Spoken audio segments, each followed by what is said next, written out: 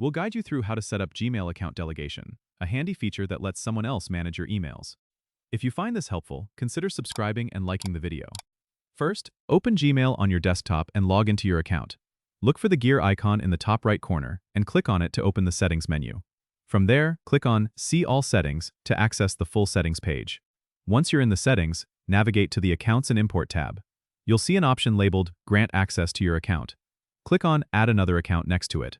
Now, you need to enter the email address of the person you want to delegate your Gmail account to. Make sure it's a Gmail address for this to work. After entering the email, click on Next Step and then Send Email to grant access.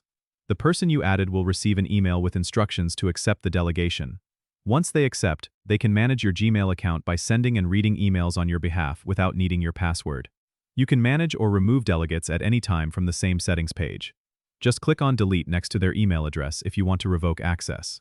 Remember, they won't have access to your account settings or your password, just your emails. This is a great way to lighten your load if you're juggling multiple tasks. Don't forget to subscribe and comment if this helped you out.